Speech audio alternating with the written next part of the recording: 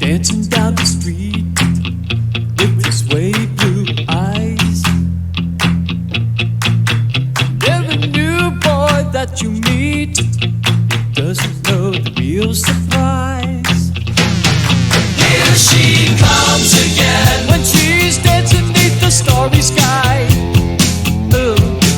She'll make you feel. Here she comes again when she's dancing beneath the starry sky. Such glorious music by the Cars, you heard? What a shame. Rick Ocasek dies here in New York City at 75 years old. Damn. We'll talk about that story, and I'm going to bring you, let's talk about the amazing Bernie. Bernie Sanders did something amazing I want to talk about. Julian Assange getting screwed over in Britain. He seems to be being held well after his time. And there's another PedoPriest roundup. They caught another guy. We'll talk about that. Purdue Pharma declaring bankruptcy, running for the door, trying to get out of paying any money.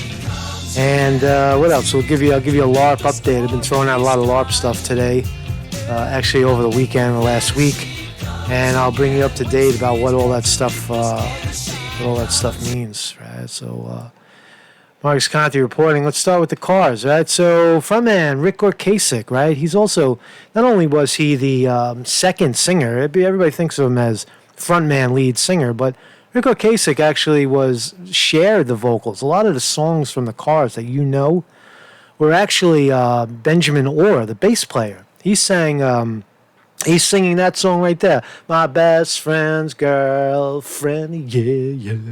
That's Benjamin Orr. That's the bass player singing. But Rick Ocasek also sung a lot of the hits as well, but they shared it. So shamefully, that's not the right way to say it, but I guess, we all go at some point. So Rick Ocasek died, found dead in his Manhattan townhouse. There he is with his glorious pink, looks like it's definitely a Fender, maybe a Fender Mustang with the double P90 pickups, the white soapbox P90 pickups and a whammy bar. Wow, what a beautiful guitar. What a beautiful guy, man. What a guy. Dead. Rick Ocasek, lead singer of the iconic new wave rock band, The Cars, was found dead in Manhattan in his Manhattan apartment on Sunday. Law enforcement sources told the Post. He was 75 years old. Wow, we think of him as like 25, but he's 75. Ocasek was discovered unconscious and unresponsive at 4:14 p.m. yesterday inside his Gramercy Park pad by his estranged wife. He lived on 19th Street, so that's a really nice neighborhood. I know that area. It's just above Styrett City over there. That's a nice area. Ocasek was discovered at 4:15. His wife was Paulina Porzaskov, right? The supermodel lady. We've seen her pictures. I don't know where she is. He appeared to be dead from natural causes. Ocasek and his seminal new wave band, The Cars, shot to fame with their self-titled hit album in 1978, which entitled My Best Friend's Girlfriend and You're Just What I Needed. There's so many songs like that they did. Just rattle them off. You're all I've got tonight. Oh, my God. You're the dangerous type. You touch and go. Oh. What else, man? There's so many songs, man. Come on. Let's listen to one more. You're all I got tonight. What do we listen to? Let the good times roll. Come on, let it roll. You are my we gotta watch a sunshine. commercial, man. Well, let's let the good times roll because it's fun, right? It's just because it's fun. Yeah. Let the good times roll. Let them rock you around. Let the good times roll. So I'll just keep on going with the story here. So we have, what else do we know? Ocasek and his sentimental band, The Cars. What a day, man. I feel like crying, man. I love The Cars. It's one of my favorite bands in the whole world. The singer reflected on his years in the band when he was inducted into the Rock and Roll Hall of Fame last year. It's certainly a wonderful feeling to be accepted by peers. And you see the people that are in the Rock and Roll Hall of Fame who get inducted, excuse me. It's a positive feeling that you get, Ocasek said.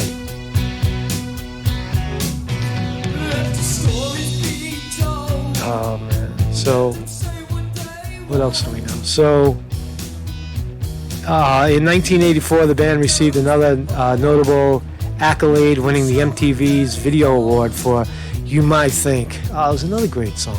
How many bands do you know that have written so many hit songs? So, Benjamin Orr, as I said, bassist Benjamin Orr died in 2000. He died a long time ago of some kind of cancer.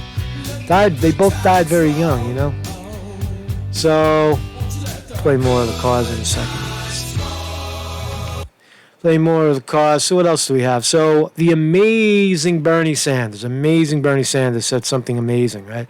So he's been, of course, the attack from the right and the sleepy middle, and the the paid trolls to discount the message of Bernie Sanders of income and wealth inequality, to stabilize income and wealth inequality in this country, give all people universal single-payer health care, free college tuition at city and state universities, delete student debt, take on big pharma, take on big oil, right? Bring power back to the people, get money out of politics.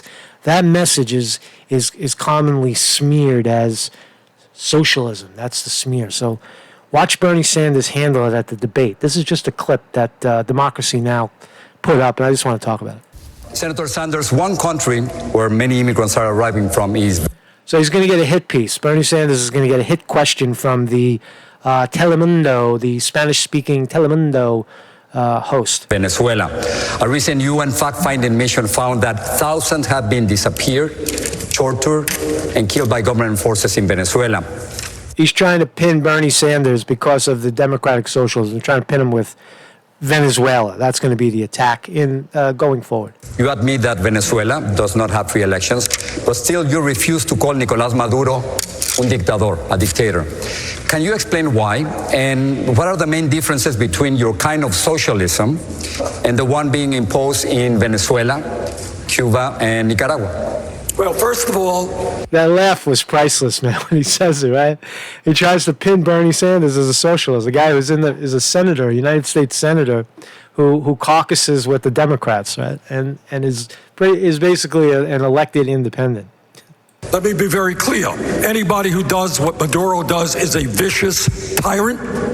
I don't know about that, Bernie, but let him... I want to talk about it. He's got a sore throat. Bernie had a bad night with his throat. You know, if the Bernie people are listening, the proper way to take on a debate, Bernie, is you're an old man. Sleep in the daytime. Don't go out on the campaign trail talking. You got to rest your voice, man. You shoot. You know, you're out there, you shot your load probably somewhere in the day where nobody saw you. And now you're in front of, 9 million people and you got a sore throat, Bernie. Rest, man. What we need now is international and regional cooperation for free elections in Venezuela so that the people of that country can make and can create their own future. That's not really accurate. I think Bernie's copping to the talking point because the elections in Venezuela are free and were fair.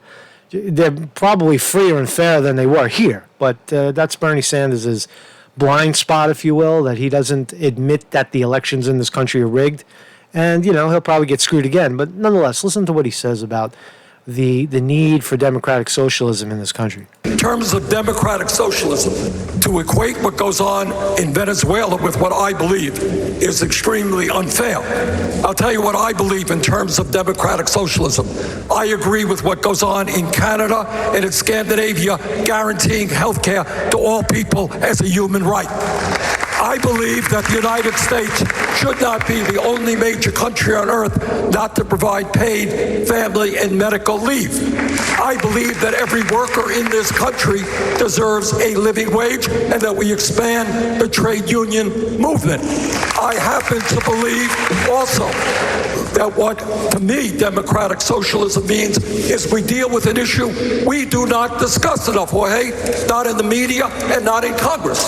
You got 3 people in America owning more wealth than the bottom half of this country. You got a handful of billionaires controlling what goes on in Wall Street, the insurance companies, and in the media. Maybe, just maybe, what we should be doing is creating an economy that works for all of us, not 1%. That's my understanding of democratic socialism. Secretary Augusto, you want Amazing answer. Amazing Bernie. Amazing Bernie puts it to him, describes to you what they're trying to pin him as some kind of radical socialist. And he tells you, no, democratic socialism, that's for the people. You missed the point. You're missing the point. So Bernie Sanders rocking the house in the debate. He won the debate. They're going to cheat him. Of course they're going to cheat him. So a little news on Julian Assange. Very sad news, actually. So the world's most important political prisoner. Is he? Yeah, I guess so. We are now just 1 week away from the end of Julian Assange's uniquely lengthy imprisonment for bail violation. He will receive parole for the rest of that sentence. So he's paroled. He was supposed to do 50 weeks. I think he only did maybe 16. And now he's going to get parole for the remainder of the sentence. However, he will continue to be imprisoned on remand, awaiting his hearing on extradition to the United States, a process which could take years. That's how they're holding him. So although they commuted his sentence, not commuted, but reduced his sentence and let him out on parole, he's not out on parole. He's being held as a political prisoner, held without, due process. Why? Because they say he's a flight risk or whatever. But at that point, all the excuses for Assange's imprisonment, which so-called leftists and liberals in the UK have hidden behind, will evaporate. There are no charges and no active investigations in Sweden. There where the evidence, quote, evidence, disintegrated at the first whiff of critical scrutiny. He is no longer imprisoned for, quote, bail jumping. The sole reason for his incarceration will be the publishing of the Afghan and Iraq war logs, leaked by Chelsea Manning, with their evidence of wrongdoing and multiple war crimes. And that really is the reality of it, right? That's why he's being held. That's the excuse to hold him. And, of course, the total manipulation of the 2016 election by releasing the truth to the people. He didn't manipulate, but he exposed the corruption through the WikiLeaks releases that the DNC and Hillary Clinton and John Podesta and Robbie Mook were basically cheating, and the DNC operatives were cheating Bernie Sanders to get Hillary Clinton elected. And when it failed, they blamed Russia and then ultimately tried to blame Trump for hiring Russia. So that's why Julian Assange sits in the jail. So we may not see him. I don't know what to make of it, but he's going to be held, and if that extradition hearing gets dragged out, he's going to be in there a long time. So, quick story on Purdue Pharma. This is a story of how the most wealthy drug dealers in the world, the makers, Purdue Pharma, the makers of Oxycontin, are getting away with basically murdering, willfully killing, manslaughtering, tens of thousands of people through their sale of addictive opiates, the Oxycontin brand. So you or I would be in jail. You sell one nickel bag of something white, a white powder, and boom, you're a felony. You're a felon.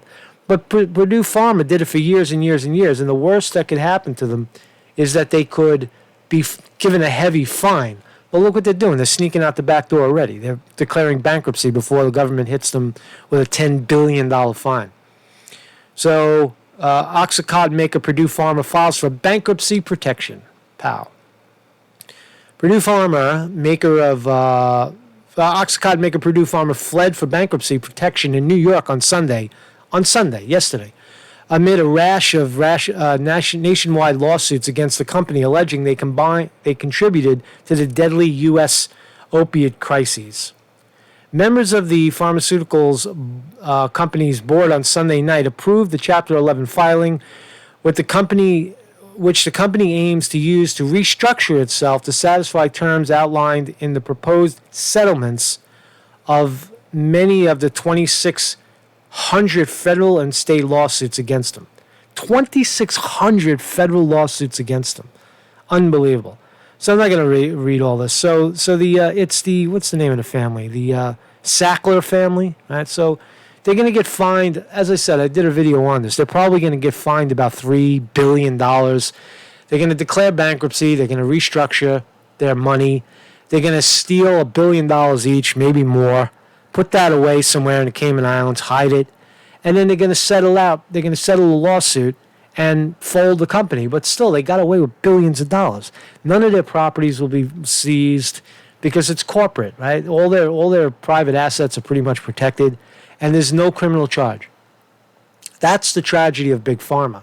So they could do this. They can poison people and pump the public with false information. No, it's not addictive.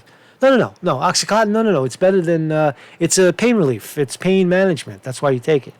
So they could do that for years and years and years. And when caught red-handed, they file for bankruptcy. They split the money, the extra money. They give the government whatever they need, whatever is needed to shut them up and keep their own asses out of jail. So there you go. Congratulations, America, for backing Big Pharma. And we don't need universal health care. We don't need to lobby the pharmaceutical industrial complex for better prices. We'll just keep paying 10 times the value of the drug. Universal single-payer health care, Medicare for all, that's the answer. Always has been, always will be. So they busted this pedophile guy. PedoPriest gets 30 years for sexually abusing young altar boy. You motherfucker bastard. Fucking quarter this motherfucker. A former Roman Catholic priest who spent decades on the run has been jailed for 30 years for sexually abusing a young altar boy in New Mexico. Arthur Perlot, 81, touched his victim inappropriately as many as 100 times, starting when the boy, his pupil at Albuquerque Catholic School, was just 10 years old. Ugh. But prosecutors claim it was just a small fraction of his crimes, saying he had many more victims, with some accusers giving testimony in the case in the pain he caused them. So get a good look at his face. Bye-bye, asshole. 81 years old.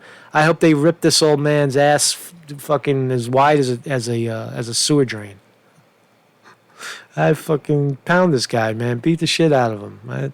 Give him what he gave others. Right? Eye for an eye? Is that the way it works? I don't know. In this case, I think so, man. So let's talk about the LARPs. New suspect. All right, so I've been doing a lot of stuff on LARPs. I know if you're not interested in the subject, I realize that it's a side issue, but I feel that it is not a side issue because the LARP, live-action role plays, are activated during election seasons to steer the dialogue away from productive dialogue. For example, I said amazing Bernie Sanders should be elected president, and now the troll, probably not as heavy yet, but as the election moves forward, there's going to be an interest in smearing Bernie Sanders, and the money flows in from the super PACs, flows down into these, pseudo LARPs. But what's happened is that a lot of them are criminal. They're engaging in criminal activity, gang stalking. So, and I've highlighted a bunch of them. Not so much, engaging the gang stalking at this moment, but they're beginning to form these gangs, these crews, these predatorial groups. Now, you could say I'm paranoid and conspiratorial, but not really. I give you evidence. I give you evidence of how this crew is approaching this reporter, right? For whatever reason, try to attack the content creator, attack the influencer. They apparently see me as an influencer, so they're attacking me. So I've been compounding the evidence as they do the attack. And this is the newest one. His name is Mr. Leppo. His name keeps popping up. It's obviously not his real name, but this is the first time I've seen a picture of him. So we have an ID. It seems like I've seen a video. He talks like this. He's a very definitely like a gay California guy. He talks like this with a nasal kind of, oh, dude.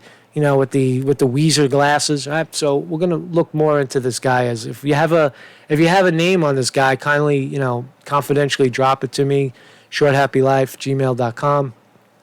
So play some of the videos. I've been putting up a lot of video, these 1 minute videos. Let's watch some of them, and you have to look for the meaning.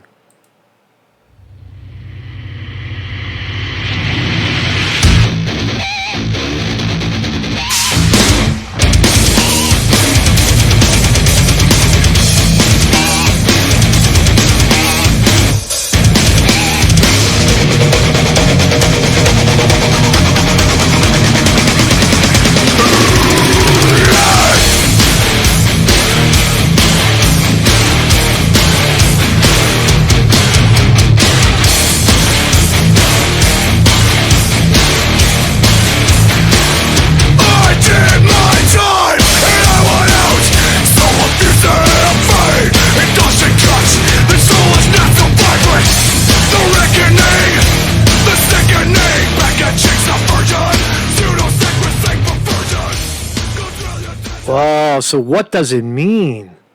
What does it mean? Wow, there's a lot of information in there. Best I can tell you is slow down the frame. Go watch the video. It's in my. I guess it's the last one or the one before that, and watch these 3 little videos on your own, and you'll see the picture. Right as the LARP turns. As the LARP turns, who is the LARPer and who is the LARP investigator is what we're trying to find out. Right, but again, in that video, you're going to see a lot of evidence, not speculation, but evidence, and you have to find out. You have to help this reporter discover what is that evidence. Is that evidence credible? Does that evidence stick? And I mean, I can only say, go through the video and slow it down frame by frame and read it. So there's this other little storytelling. This is Mr. Dave Acton.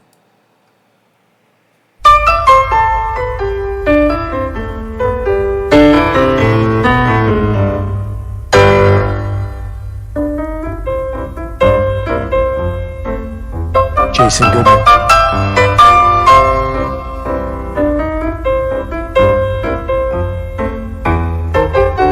Music from the movie The Sting. The Sting. Look it up.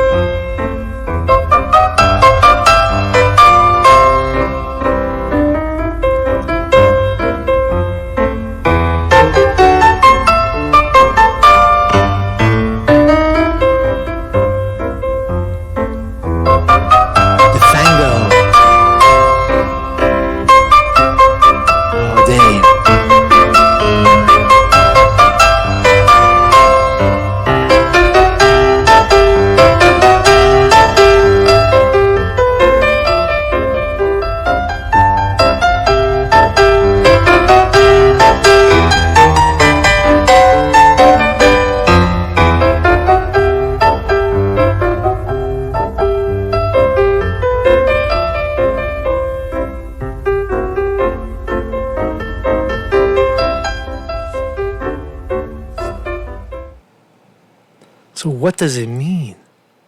What does it mean, Dave Acton? What does it mean as the LARP turns? Oh my God, all of your conspiracy theories, all unraveling at this point. Were you played, Dave? Dave Acton, were you played? Were you played, you predator fuck? You predator fuck? We got you, Dave. So, there's one other one. Let's look at the other one. So, here's Mr. Dave. I'm going to sue you.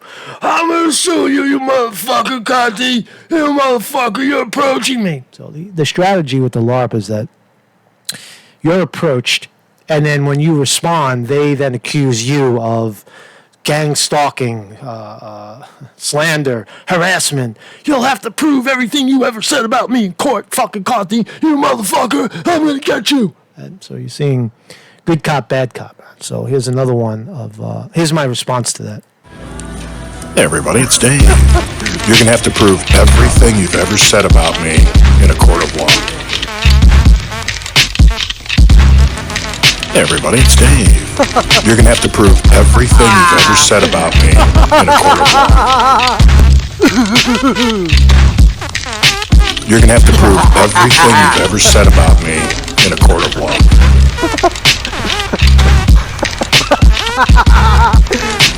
Everybody, it's Dave. You're gonna have to prove everything you've ever said about me in a court of law. Everybody, it's Dave. You're gonna have to prove everything you've ever said about me in a court of law. You're gonna have to prove everything you've ever said about me in a court of law.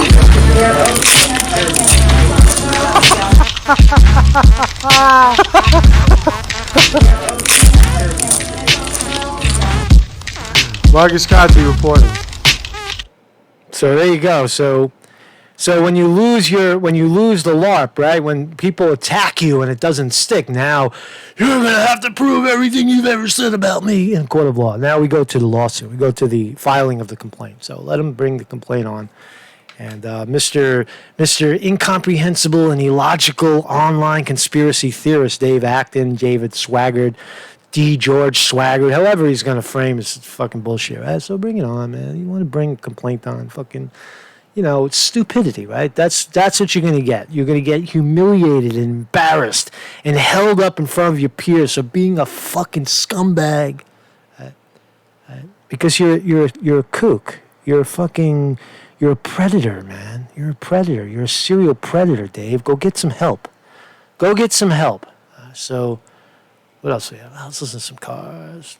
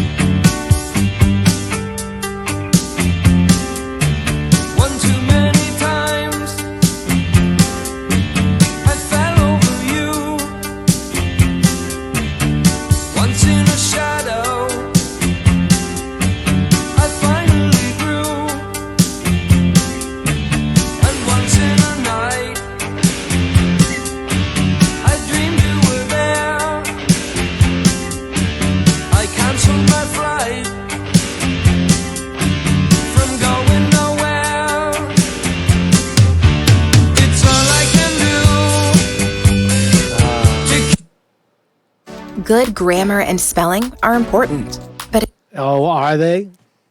Give him one more song. Take you out on this one.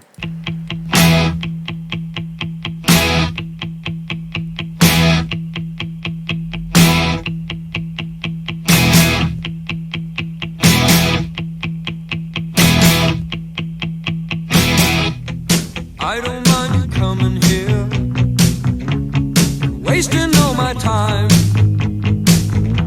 'Cause when you're standing oh so near, I kinda lose my mind. It's not the perfume that you wear, it's not the ribbons in your